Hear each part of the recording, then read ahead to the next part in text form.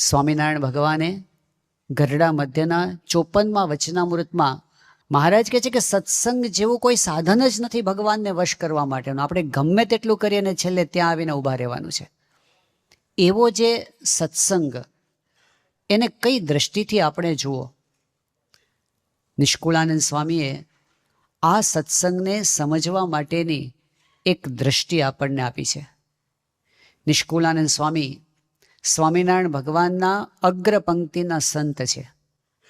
બૃહદ વૈરાગ્યવાન છે, અત્યંત વિચક્ષણ છે. આજે નિષ્કુળાનંદ સ્વામીના વચનોનો અભ્યાસ આપણે કરીએ તો આપણને ખબર પડે કે ગમે તેટલું ચિંતન કરીને આપણે ગયા હોઈએ એ વિષય લઈને નિષ્કુળાનંદ સ્વામી પાસે, પણ જ્યારે નિષ્કુળાનંદ સ્વામીને આપણે વાંચીએ તો એવું લાગે કે આપણા કરતાં એ આગળ ને આગળ જ છે. વિશેષતા શું છે કે આજે કોઈ નિષ્કુળાનંદ સ્વામીનું કાવ્ય વાંચે અને 5 વર્ષ પછી વાંચે તો એમાં નવું ઊંડાણ એમને દેખાય. કોઈ સાધના કરીને જ્યારે વધારે સમજવાનો પ્રયત્ન કરે ત્યારે નિષ્કુળાનંદ સ્વામી નવી દિશા ખોલી આપતા હોય એવું લાગે. એટલે એ એક સાર ગર્ભિત શાસ્ત્ર છે નિષ્કુળાનંદ સ્વામીના વચનો. પણ સ્વામિનારાયણ ભગવાનના અનુભવી સંત છે એવા સદગુરુ નિષ્કુળાનંદ સ્વામીએ આપણને સત્સંગને સમજવાની એક દ્રષ્ટિ આપી છે એમના 64 પદી ગ્રંથના એક ભાગની અંદર. નિષ્કુળાનંદ સ્વામી કેટલી સરસ વાત કરી દીધી. આ સત્સંગને જો એક શબ્દમાં, સત્સંગને જો મૂલવવો હોય એક વિશેષણમાં, તો હજારો વિશેષણ છે, પણ એમણે પસંદ કયું કર્યું કે સાચો મળ્યો છે સત્સંગ એને અચળ કરી. સત્સંગ જેવું સાચું દુનિયામાં કાંઈ નથી. હવે જ્યારે સાચો સત્સંગ જોવાની દ્રષ્ટિ મળે ને ત્યારે શું થાય છે, હવે આપણે એક પારલૌકિક વિશ્વમાં પ્રવેશ કરીએ છીએ. જો વચનામૃત સાચું છે, જો સ્વામીની વાતો સાચી છે, જો ગુણાતીતાન સ્વામી, ભગતજી મહારાજ, શાસ્ત્રીજી મહારાજ, યોગી બાપા, પ્રમુખ સ્વામી મહારાજ ને મહંત સ્વામી મહારાજના વચનો સાચા છે, તો પછી એક આખું આધ્યાત્મિક વિશ્વ આપણા માટે ખુલ્લું થઈ જાય છે. નિષ્કુળાનંદ સ્વામી બીજા પદની અંદર એ આખું આધ્યાત્મિક વિશ્વ આપણી સામે મૂકી દે છે. બહુ બુદ્ધિશાળી છે નિષ્કુળાનંદ સ્વામી. કોઈ વસ્તુ પ્રતીતિ થયા વગર સ્વીકારી લેવા નથી. મહારાજે જ્યારે એમને દીક્ષા આપીને પછી એવી આજ્ઞા કરી કે તમે યમદંડની રચના કરો. યમદંડ. યમદંડ એટલે શું કે કોઈ માણસ પાપ કરે અને પછી યમપુરીમાં જાય તો એને કેવા દુઃખ સહન કરવા પડે, કયા પાપનું કેવું ફળ મળે, તો એનો તમે એક ગ્રંથ લખો. તો નિષ્કુળાનંદ સ્વામી કહે કે મેં જોયું નથી ને કેવી રીતે લખું. તો મહારાજ કે લો દેખાડ્યું. એમ કરીને મહારાજે નિષ્કુળાનંદ સ્વામીને સમાધિમાં આખી યમપુરી દેખાડી છે. નિષ્કુળાનંદ સ્વામી આંખે દેખો અહેવાલ યમદંડમાં લખ્યો છે. એમણે જે જોયું છે એ લખ્યું છે, એમને જે પ્રતીતિ થઈ એમણે લખ્યું છે. માનો મળી છે મોટી વાતના બીજા પદની અંદર નિષ્કુળાનંદ સ્વામી મહારાજના પર સ્વરૂપની વાત કરે છે. ઘણા મોંઘા જે ઘનશ્યામ, નાવે નજરે ન મળે કોઈને રે, અક્ષરવાસી આઠું જામ, જેને રોયા રહ્યા છે અખંડ જોઈને રે. મહારાજની મોટપ શું છે? મહારાજ અક્ષરધામના અધિપતિ છે, અક્ષરાતીત છે, અને અક્ષરધામના અનંત મુક્તો એમની સામે જોઈ રહ્યા છે. અતિ થઈને દીનાધીન નિત્ય નમાવે છે શીશને રે, લગની લગાડી લેલીને જોઈ રહ્યા છે જગદીશને રે. આ અક્ષરધામ કેવું છે કે આવા મુક્તો, એવા સમર્થ છે, એક એક બ્રહ્માંડની રચના કરે એવા તો આ મુક્તો છે. એવા મુક્તોના અધિપતિ આ સ્વામિનારાયણ ભગવાન છે. નિષ્કુળાનંદ સ્વામી આપણને પર સ્વરૂપની વાત કરી છે. આ વાત સમજવી જરૂરી છે. મહારાજે પંચાળાના 4થા વચનામાં કીધું કે મનુષ્ય રૂપે ભગવાનનું જે સ્વરૂપ દેખાય છે આપણને, અને અક્ષરધામમાં જે સ્વરૂપ છે, બંને એક છે એવું આપણને સમજાય ત્યારે નિષ્ઠા થઈ કહેવાય. પણ એ પર સ્વરૂપ કેવું છે એનું વર્ણન કર્યું. અને એમાં મુખ્યમાં મુખ્ય વાત એ કરી કે અક્ષરધામના અધિપતિ છે, અક્ષરાતીત છે. ભગવાનનો મુખ્ય મહિમા શું છે? એ અક્ષરથી પર છે. જેના સેવક અક્ષર બ્રહ્મ હોય એના સ્વામી કેવા હોય? આ અક્ષરનો મહિમા જ એટલો બધો અપાર છે. યેનાક્ષરમ પુરુષમ વેદ સત્યમ પ્રોવાચ તામ તત્વતો બ્રહ્મ વિદ્યામ. મંડકોપનિષદમાં અક્ષર અને પુરુષોત્તમના સ્વરૂપના જ્ઞાનને સમજવાની વાત કરી. એમાં અક્ષરનો મહિમા કીધો કે એ અક્ષર કેવું છે? અક્ષરાત સંભવતી વિશ્વમ. આ આખું વિશ્વ એ અક્ષર બ્રહ્મમાંથી ઉત્પન્ન થયું છે. એવી વાત કરી બૃહદારણ્યક ઉપનિષદની અંદર કે જે અક્ષરના પ્રશાસનમાં અનંત બ્રહ્માંડો ચાલે છે. એ તસ્ય વા અક્ષરસ્ય પ્રશાસને ગાર્ગી સૂર્યા ચંદ્રમસો વિધૃતો તિષ્ઠત. એ અક્ષર બ્રહ્મથી અનંત બ્રહ્માંડો ચાલે છે. એ અક્ષર બ્રહ્મ છે. એટલું બધું એનું સામર્થ્ય છે. મહારાજે મધ્યના 3જા વચનામાં વાત કરી કે અનંત કોટી બ્રહ્માંડના કારણ, આધાર અને પ્રેરક તો અક્ષર છે. હવે જેટલો ભગવાનનો મહિમા કહેવાય ને એટલો અક્ષરનો કહી દીધો મહારાજે.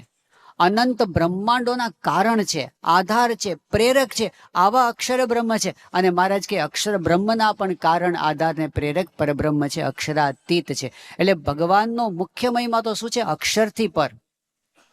ગુણાતીતાનંદ સ્વામી અક્ષર બ્રહ્મ, એનો મહિમા કેટલો. જુનાગઢથી ગુણાતીતાનંદ સ્વામી પોતે સાંખડાવદર જતા હતા અને સાથે સંતો અને હરિભક્તોનો સંઘ ચાલતો હતો. લોટકાવદર ગામ આવ્યું, ગામમાં રસ્તામાં, અને ગામને પાદર કેટલાક મરેલા ઢોર પડ્યા હતા. ઢોર મરી ગયા હોય એટલે એમાં દુર્ગંધ આવતી હોય એના શરીરમાંથી, માથું ફાટે એવી વાસ આવતી હતી. ગુણાતીતાનંદ સ્વામી ત્યાં ઊભા રહી ગયા. હવે બધાને તો જલ્દી અહીંથી જવાય તો સારું. ઘણા કે ઊભા રહો અહીંયા આગળ. બધાને ઊભા રાખ્યા. પછી સ્વામી કે આપણે અહીં બધાને જમાડીએ તો કેવું? બધા કે મહારાજ અહીં સ્વામી અહીં કેવી રીતે ઊભા રહેવાય? ગુણાતીતાનંદ સ્વામી કે અત્યારે કેટલી વાસ આવે છે, કેવી દુર્ગંધ આવે છે, પણ હું જો આ બ્રહ્માંડમાંથી મારી ચૈતન્ય શક્તિને ખેંચી લઉં તો આખું જગત આવી રીતે ગંધાવા માંડે. આ અક્ષર બ્રહ્મની શક્તિ છે. આજે આપણને જેટલું કઈ ચૈતન્ય દેખાય છે આ દુનિયામાં, જેટલું કઈ સારું દેખાય છે, યદ્યદ વિભૂતિમત સત્વમ શ્રીમદ ઉર્જિતમેવ ચ, જે કઈ સારું દેખાય છે, ગુણાતીતાનંદ સ્વામી કહે છે કે મારી ચૈતન્ય શક્તિથી જગત ચાલે છે. એ ખેંચી લઉં ને જગત આખું આવું જ છે. મળદા સિવાય કઈ છે જ નહીં દુનિયામાં. એ ગુણાતીતની શક્તિ છે, અક્ષર બ્રહ્મની શક્તિ છે. સ્વામીએ દેખાડી. ત્યાં મહેમદાબાદમાં ગયા હતા અને સામે બધા પંડિતો બેઠા હતા, શાસ્ત્રાર્થ કરવા આવ્યા હતા ગુણાતીતાનંદ સ્વામીની સાથે. અને શાસ્ત્રાર્થમાં એ તો બધા અહમ બ્રહ્માસ્મિ કહેતા હતા કે ભાઈ બ્રહ્મ એક જ છે અને એ જ બ્રહ્મ છે, બીજું કઈ છે જ નહીં ને. એ નેહ નાનાસ્તિ કિંચન સર્વમ ખલવિદમ બ્રહ્મ, એવી બધી વાતો કરતા હતા. ગુણાતીતાનંદ સ્વામી કે ઉભા રહો, તમે બધા બ્રહ્મની વાતો કરો છો કે હું બ્રહ્મ છું બોલો છો, પણ બ્રહ્મનું એકે લક્ષણ આવ્યું છે તમારામાં? સ્વામી કે હજી એક પૈસાના લોભ માટે કપટ કરતા અચકાતા નથી. હજી જગતની વાસના જીવમાંથી ગઈ નથી અને બોલો છો કે હું બ્રહ્મ છું, સાચો બ્રહ્મ તો હું છું. એમ કરીને ગુણાતીતાનંદ સ્વામી કે જો હું આ થાંભલામાં પ્રવેશ કરું છું, એમ કરીને સ્વામીએ થાંભલામાં પ્રવેશ કર્યો અને આખી હવેલી હાલવા માંડી. ગુણાતીતાનંદ સ્વામી કે હવે તમે બ્રહ્મ હો તો આને અટકાવો, લો આને સ્થિર કરો. ઓલા પંડિતો હાથ જોડી દીધા, બાપજી તમે બ્રહ્મ છો. હતા, સમર્થ હતા, પણ એ ગુણાતીતાનંદ સ્વામી દાસ થઈને રહ્યા, સ્વામિનારાયણ ભગવાનના દાસ થઈને રહ્યા, દાસાનું દાસ થઈને રહ્યા. સ્વામિનારાયણ ભગવાનની મોટપ એ છે કે જેમના સેવક આવા મોટા હોય એના સ્વામી કેટલા મોટા. આજે જે સંતનો મહિમા આપણે ત્યાં ગવાય છે ને, ગુરુનો મહિમા કહેવાય છે ને, એનું કારણ એ છે કે એ હકીકતમાં ભગવાનનો મહિમા છે. ઘણી વખત એવી ગેરસમજ કેટલાકને થાય છે કે તમે બહુ વધારે પડતો ગુરુનો મહિમા ગાઓ છો અને સંતોનો મહિમા બહુ વધારે પડતો ગાઓ છો. પ્રમુખ સ્વામી મહારાજને, મહંત સ્વામી મહારાજને બહુ મહિમા તમે ગાઓ છો. એમને બીક એ લાગે છે કે તમે આવું કરો તો સ્વામિનારાયણ ભગવાનનો મહિમા ઓછો થઈ જાય. પણ ઓછો કેવી રીતે થાય? જે સંત ભગવાનના દાસ થઈને રહેતા હોય એ સંતનો મહિમા વધારે તો ભગવાનનો મહિમા વધે કે ઘટે? આજે પ્રમુખ સ્વામી મહારાજ એમનો મહિમા આખા વિશ્વમાં પ્રવર્ત્યો તો એને લીધે સ્વામિનારાયણ ભગવાનનો મહિમા વધ્યો કે ઘટ્યો? આજે યુનોની અંદર પ્રમુખ સ્વામી મહારાજ પોતે હિન્દુ ધર્મ તરફથી જ્યારે પ્રતિનિધિત્વ કર્યું ને વાત કરી ત્યારે યુનોમાં સ્વામિનારાયણ મંત્રનો ઘોષ થયો કે નહીં? આજે અબ્દુલ કલામ સાહેબ એમણે પ્રમુખ સ્વામી મહારાજ મારા સ્પિરિચ્યુઅલ ગુરુ છે, જેમણે મને ગોડ સિંક્રોનસ ઓર્બિટમાં મૂકી દીધો, જેમણે મારા અહમ અને મમત્વ કાઢી નાખ્યા, એમ કહીને એમણે પ્રમુખ સ્વામી મહારાજના મહિમાનું પુસ્તક લખ્યું. પણ એ પુસ્તકમાં એમણે કીધું કે મારે પ્રમુખ સ્વામી મહારાજના ઈષ્ટદેવ સ્વામિનારાયણ ભગવાન અને અક્ષર પુરુષોત્તમ મહારાજનો ફોટો છાપવો છે. એટલે એમણે અક્ષર પુરુષોત્તમ મહારાજને ત્યાં મૂક્યા. તો પ્રમુખ સ્વામી મહારાજ એમનો મહિમા જ્યારે કલામ સાહેબ સમજતા હશે, ત્યારે સ્વામિનારાયણ ભગવાનનો મહિમા તો એના કરતા આગળ ગયો કે નહીં? જે પ્રમુખ સ્વામી મહારાજને ઘણા લોકો એવું બોલતા હતા શ્રદ્ધાંજલિ સભામાં કે પ્રમુખ સ્વામી મહારાજ ભગવાન જ કહેવાય, આવું બોલનાર ઘણા હતા. પરંતુ એ પ્રમુખ સ્વામી મહારાજ જે હરિકૃષ્ણ મહારાજ જે સ્વામિનારાયણ ભગવાનના ગુલામ થઈને જિંદગીભર રહ્યા, એમનું જ ભજન કરતા રહ્યા, તો એ સ્વામિનારાયણ ભગવાન કેટલા બધા મોટા. જ્યારે સંતનો મહિમા વધે છે ત્યારે ભગવાનનો મહિમા તો એનાથી આગળ જાય છે. નિષ્કુળાનંદ સ્વામી અક્ષર બ્રહ્મનો મહિમા ગાય છે, અને એ અક્ષરથી પર પુરુષોત્તમ નારાયણ છે એનો મહિમા, મુક્તનો મહિમા ગાય છે. નિષ્કુળાનંદ સ્વામી કહે છે કે મુક્તનો મહિમા એટલો બધો છે ને કે એને મળવું કઠણ છે. એવા મુક્તને મળવા કાજ મોટા ઈચ્છે છે મનમાં બ્રહ્માંડાધિપતિઓ, એવા તો મુક્તો છે. અને એ મુક્તો જેની પાસે દિન આધીન થઈને રહે છે એ સ્વામિનારાયણ ભગવાન છે. પારલૌકિક મહિમા કીધો, પણ પછી નિષ્કુળાનંદ સ્વામી ત્રીજા પદમાં આવે છે. અગત્યની વાત હવે આવે છે કે અક્ષરધામમાં ભગવાન છે, વાત સાચી, સર્વોપરી છે, વાત સાચી, પણ આપણા માટે અગત્યની વાત એ છે કે એ ભગવાન આ પૃથ્વી ઉપર આવ્યા, પ્રગટ થયા, અને આપણા જેવા થયા. કિયા જીવ કિયા જગદીશ જાણો, જુજવીએ જાત છે મર આપીએ. 100 શિષ્ય તો એ વણ મળ્યાની વાત છે, 100 માથા આપી દે ને તોય આ ભગવાન અને આ સંત આ પૃથ્વી પર એના દર્શન થાય એવા હતા જ નહીં. બહુ જ દયા કરી મનુષ્ય જેવા પોતે થયા છે. કિયા કીડી કરી મેળાપ ભેળો, થાવા ભારે ભેદ, કિયા પૂર્ણ પુરુષોત્તમ આપ, કિયા જીવ જેને બહુ કેદ. આ વાત સમજવાની કેમ જરૂર છે? ભગવાન દયા કરીને મનુષ્ય જેવા થાય છે ત્યારે આ વાત સમજવાની કેમ જરૂર છે? કારણ કે પ્રગટના ઉપાસકોને એક મોટું આવરણ ભેદવાનું એ આવે છે કે ભગવાન મળી ગયા પછી એ ભગવાનમાં મનુષ્ય ભાવ ન આવે. ગુણાતીતાનંદ સ્વામી જુનાગઢમાં હતા, પ્રશ્ન એમને પૂછ્યો કે સારામાં સારું શું છે અને ભૂંડામાં ભૂંડું શું છે? પછી સ્વામી પોતે જ જવાબ આપ્યો, સારામાં સારું તો એ છે કે આ ભગવાન અને આ સંત મળ્યા છે એનાથી સારું દુનિયામાં બીજું કાંઈ નથી. અને ભૂંડામાં ભૂંડું શું છે? તો ગુણાતીતાનંદ સ્વામી કહે છે કે એમને વિશે જે મનુષ્ય ભાવ આવે છે એનાથી ભૂંડું બીજું કાંઈ નથી. તો સમજવાની વાત શું આવી કે એ પોતે આપણા જેવા નથી. ગુણાતીતાનંદ સ્વામીના વખતની અંદર સંતો ગામડે વિચરણ કરવા ગયા, ગીરના ગામડાની અંદર. હવે તે વખતે પેલા નેસડાની અંદર બધા રહેતા હોય માણસો. હવે એમના છોકરા બાળકો એક જંગલની અંદર જ મોટા થયા હતા, જંગલની બહાર જ નહોતા નીકળ્યા. તો સંતો ત્યાં ગયા એટલે આવા છોકરાઓ ભેગા થઈ ગયા. પછી સંતોએ એમને થોડી વાત કરી ભગવાનની, અને પછી પ્રસાદ આપ્યો. તો પ્રસાદમાં અત્યારે તો ચોકલેટ હોય, એ વખતે ચોકલેટ તો હતી નહીં, તો શું આપે? સાકરના ગાંગડા આપ્યા.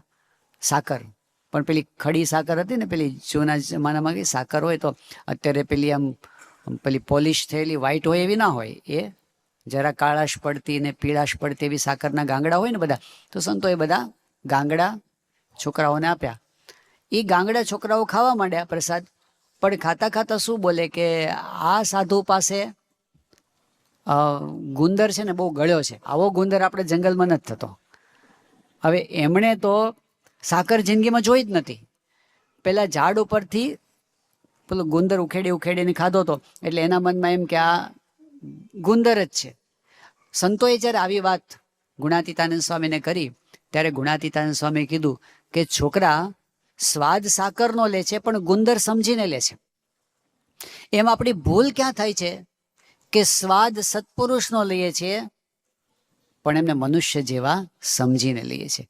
મનુષ્ય છે જ નહીં, જાત જ જુદી છે. આ અક્ષરધામના જ પુરુષ છે એવી પ્રતીતિ જે આવે ને, દિવ્ય ભાવ ને મનુષ્ય ભાવ, દિવ્ય ચરિત્ર મનુષ્ય ચરિત્ર, એ તો ચાલતું જ રહેવાનું.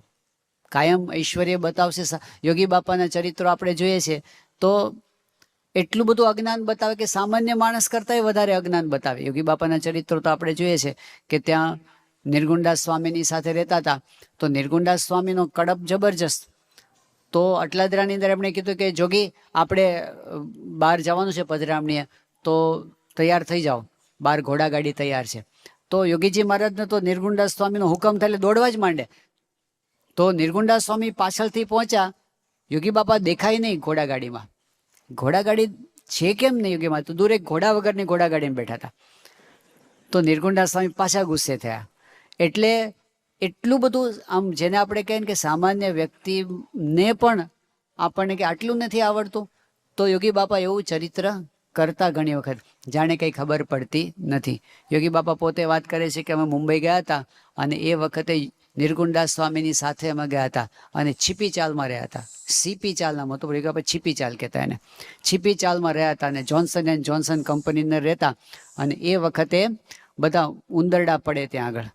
યોગી બાપા કહે કે એક વખત નિર્ગુણદાસ સ્વામી અમને કે ચાલો તમને ચોપાટીએ લઈ જઈએ. તો અમને ચોપાટીએ ફરવા લઈ ગયા. તો એમાં છે ને ચોપાટી ઉપર એક માણસ કોથળા પાથરીને બેઠો હતો અને બધી શીશીઓ મૂકી હતી. શીશીઓ એટલે બોટલ, બધી શીશીઓ મૂકી હતી. યોગી બાબા કે અને એ માણસ સિસકારા કરે, એટલે બસ એવું આ બોલે છે ને એવું. આ સિસકારા શેના કરે છે? તો યોગી બાપા કે આ સિસકારા શેના ચાલે છે? તો પેલા કે એ સિસકારા નથી કરતો, હરિભક્ત હતા ને એ કે આ છે ને માણસ એમ બોલે છે માલિશ, પાછળનો સિસકારો હમણાં લંબાવે છે ને જ્ઞાનપ્રિય સ્વામી, કે આ માલિશનો સ લંબાવે છે એના સિસકારા થાય છે. તો યોગી બાપા કે એટલે શું? તો કે એટલે એ માણસ એમ કે છે કે તમારે જો કોઈને માલિશ કરવું હોય ને તો એ કરી આપે. તો એ કે ઓહો મુંબઈના માણસો ભારે સેવાભાવી, તે માલિશ કરી આપે. એ કે પેલા નિર્ગુણદાસ સ્વામી સાંભળીને ગુસ્સે થાય જ. એ કે જોગી આ એનો ધંધો છે, મફત નથી કરી આપતા, પૈસા લે એના. યોગી આપે કે લો અમને તેમ કે સેવા કરવા બેઠા હશે. સેવા કરવા થોડા બેઠા છે ત્યાં આગળ કોઈ. પણ આ લોકમાં યોગી બાપા મુંબઈમાં હતા અને બે ભાઈઓ દર્શને આવ્યા, બાળકો બંને. એકનું નામ નિરંજન અને બીજાનું નામ યાજ્ઞ. નિરંજન એટલે આપણે પૂજ્ય આનંદ સ્વરૂપ સ્વામી, અને એમના જોડિયા ભાઈ એટલે યાજ્ઞ, જેને અત્યારે આપણે વાઘુભાઈ કહીએ છીએ. બંને જોડિયા. તો પેલા વાઘુભાઈ એટલે કે યાજ્ઞ આવ્યા.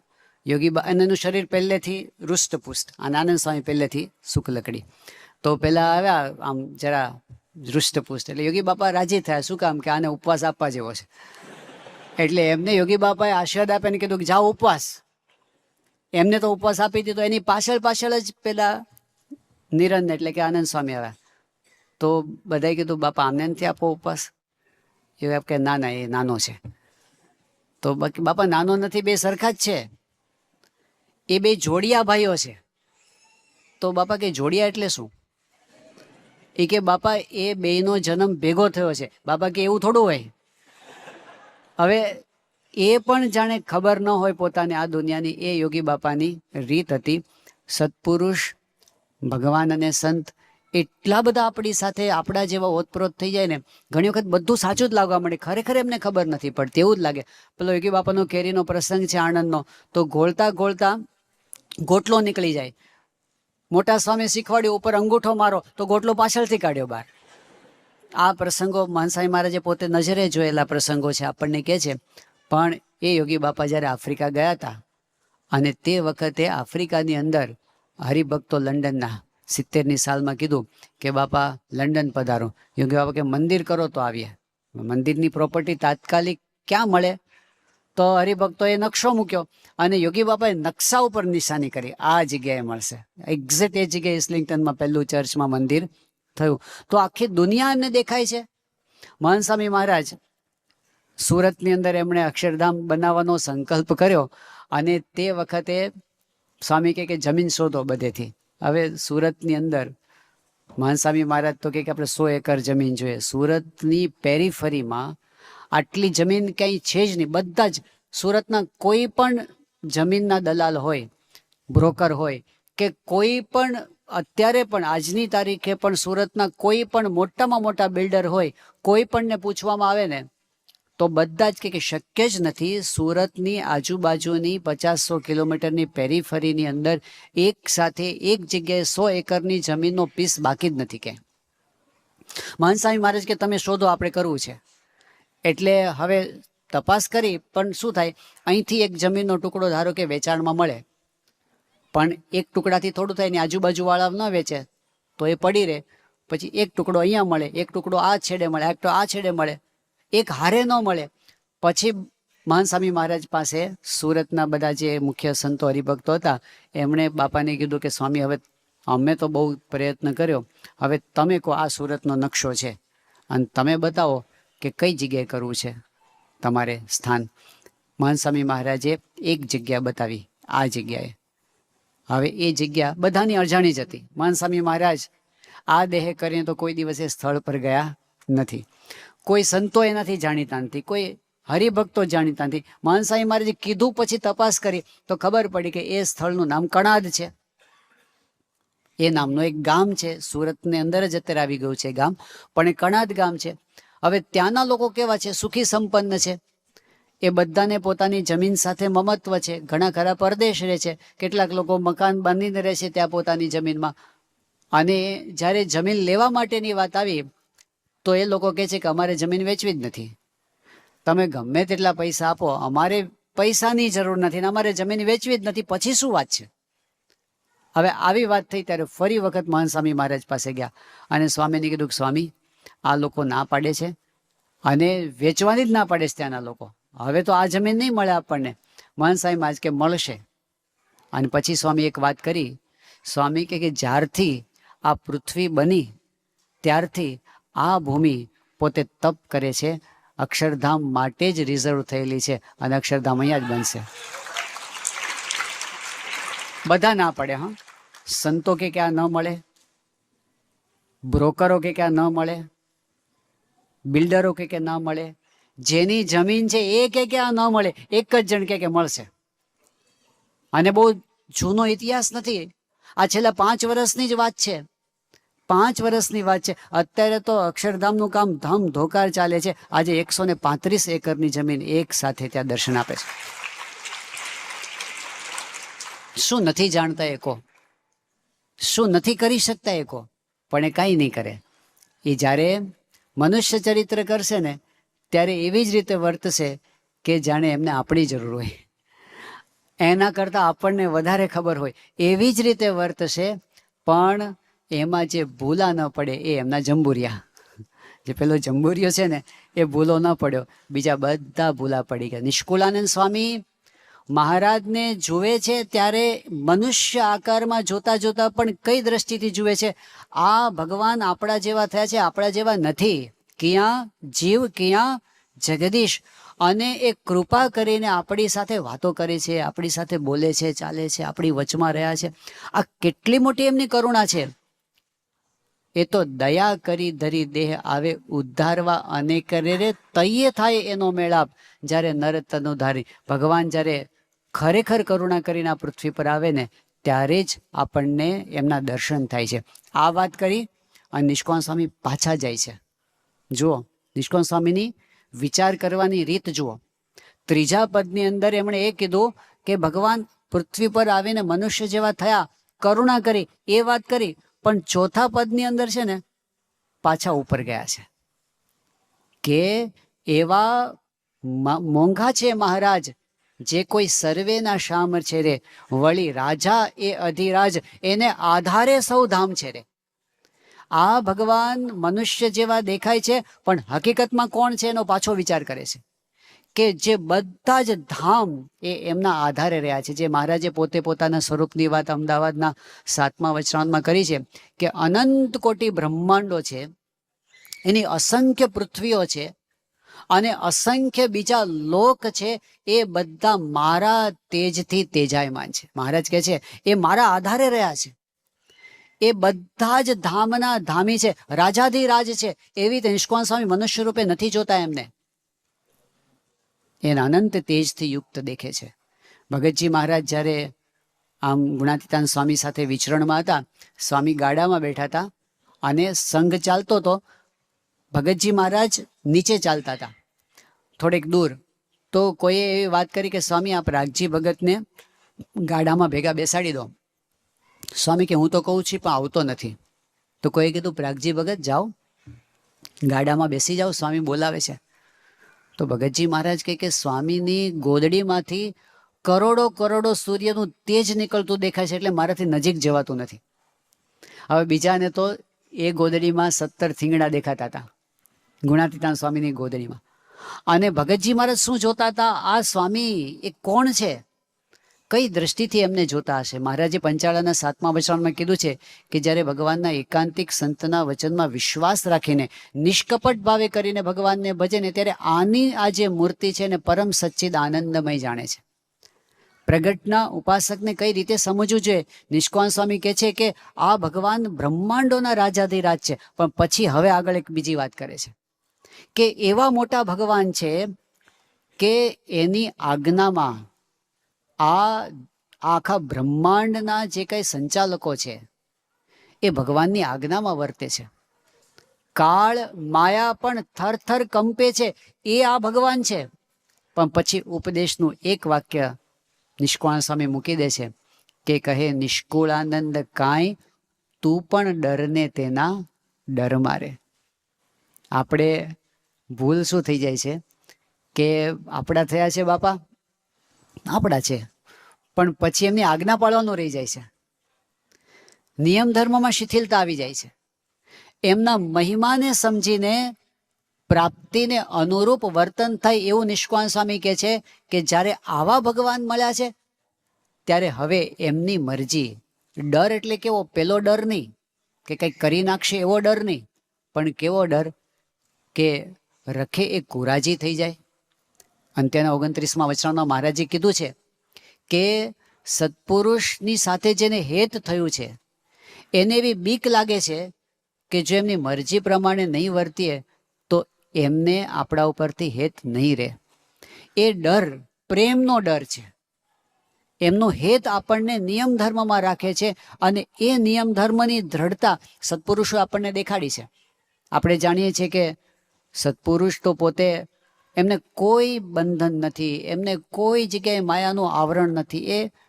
એ પોતે માયાથી પર છે, અત્યંત અલિપ્ત છે, છતાં પણ નાનામાં નાની આજ્ઞા એનો ક્યારેય લોપ પોતે કરતા નથી.